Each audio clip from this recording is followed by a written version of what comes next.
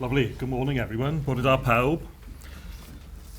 I'm John Parker. I'm Director for Wales with the Food Farming Countryside Commission. I spend most of my time working there, but I also spend around a day a week working in fisheries and aquaculture, kindly supported by the Worshipful Company of Fishmongers in London, one of the oldest livery companies in City of London. So I'm going to touch on that a little bit in my talk. I wasn't here yesterday, unfortunately, but I wanted to touch on marine a little bit today as well as terrestrial in terms of some of the linkages between water and food.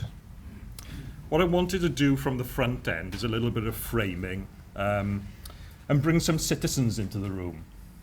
So at Food Farming and Countryside Commission, we've spent the last year or so undertaking the UK's largest citizens' food conversation, not just in Wales, but in Scotland, in Northern Ireland, and throughout England as well. And we've been holding conversations with citizens throughout the country, asking them, what do you really want from the food system? How do you think the food system treats you? How can we build a food system for the future? And we've asked citizens lots of questions around this, and the way that we've done this is through a process of sortition. So for an example, in Wales, the Sortition Foundation worked for us.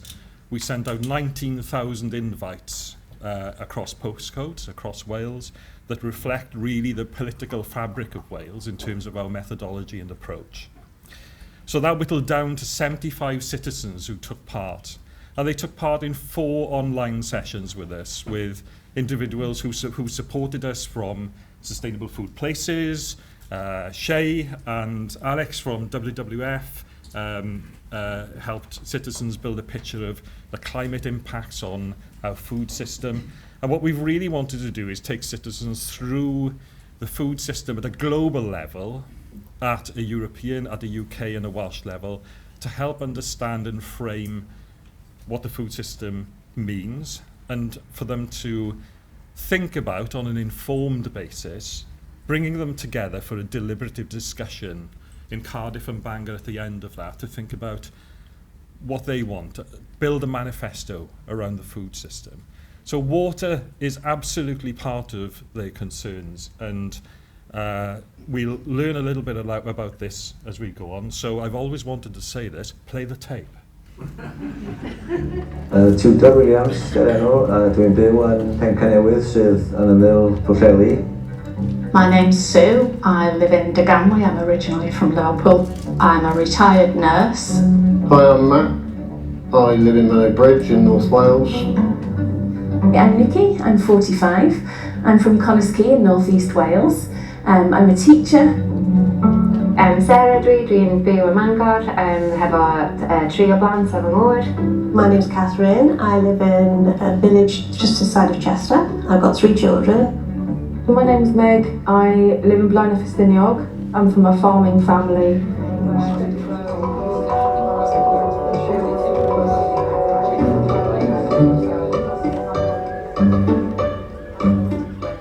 We see lots of advertisements on the TV for fun-looking pizzas and takeaway foods that are fun and interesting and exciting. And the public, even if they want to try and do the right thing, if they're trying to bring up their children in a healthy way, the advertising is so misleading. Where they've been in a real rush of running in and just picking things off the shelf. And that isn't easy. It isn't easy to spot what you want. It's crippling the NHS, and it's causing morbid obesity and other health issues that are impacting on people's lives. I feel quite worried, really, about my kids' future and my grandkids' future. It feels like it's only going in one direction at the moment. I'm concerned that some of the food that my children eat at school isn't healthy. Maen nhw yn bita bwydydd fatha chips a selsig a pethau faswn ni ddim fel arfer yn cynnig iddyn nhw. I can see that they've had processed food, the likes of chips, chicken nuggets that day. The focus isn't very good in the afternoon. The local government is trying to improve the food situation in the canteens in school, but at the moment there's still a long way to go. There are a few large organisations who are controlling and dominating the food chain.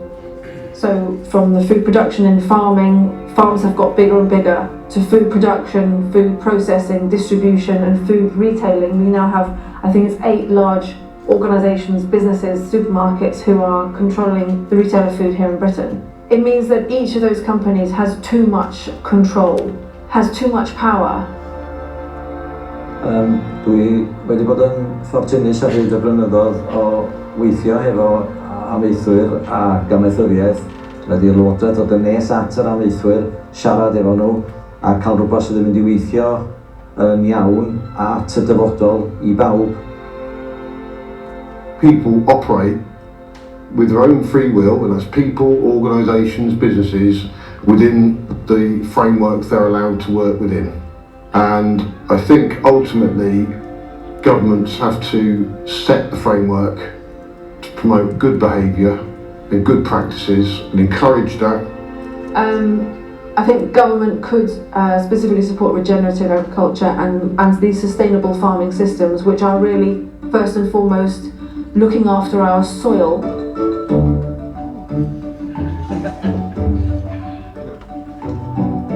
Mae'r ddeddf ar gyfer y genhedlaeth sydd i ddod yn eitha pwysig. Mae'n unigryw i Gymru. Dydy hyn ddim yn digwydd yn Brydain Mawr, so rhaid ni gymryd hyn i ystyried a cymryd mantais ohono fo. Da ni angen y Llywodraeth i fod yn gwthio pethau ymlaen i ni cael gweld newid. Fedrwn ni ddim wneud ar ben yn hynna. It's up to us.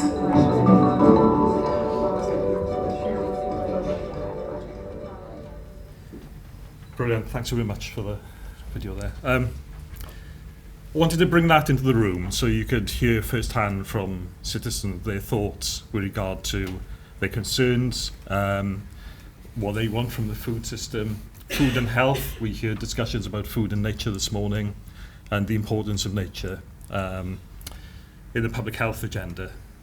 So, in terms of furthering that conversation, and thinking about the Archbishop and the Church, we have a toolkit. We have a food conversation toolkit that's available now to expand those conversations outwardly in Wales so that we can take this work further and bring more citizens into the room of debate. So that's something that's available on our website that you can pick up there, and we're busily translating that into Welsh as well, because it's been well used in Carmarthenshire, and that's something that we sort of brought through in terms of the feedback. So, in terms of the citizens' views there and what they want from the food system, the only other thing I wanted to touch on in terms of what I wanted to talk about is food policy in Wales. And that's something that I've worked on, and I'm an ex-civil servant for my sins, and worked specifically on food policy in Welsh Government and WDA before that. And I understand there was a lot of discussion around agriculture yesterday. I couldn't be here yesterday. And the Sustainable Farming Scheme has been an ongoing debate in terms of the co-design, the structure of the team, the structure of the scheme, sorry, not the team. But I think, looking back, I've been involved in agri-food, fisheries, aquaculture for 25 odd years. And when I look back at how we've supported agri-food in Wales, going back to 1999, 2000, when the European funds were in full flow and in the boom years, we've invested massively in our post-farm gate processing sector. When I was running the Process and Marketing Grant Scheme up to 2006, there was an investment of nearly £500 million just during that time. Then we moved on to the next programme. There was more investment, and there was more investment. We're at the time now, sort of glad First Minister has gone at this point, where we're really bigging up the fact that we've gone from 7 billion turnover to 8.5 billion turnover in the food and drink sector. We're really bigging up. I heard it yesterday from Deputy First Minister at the NFU conference yesterday. We've now gone from 8.5 to 9.3 billion turnover. Is that good? What are the effects of that? How are we analysing the effects of that on our rivers, on our environment. This is a really sort of moot point for me in terms of the balance between jobs, wealth, economic development, the things that ministers want to have their picture taken next to in terms of opportunities.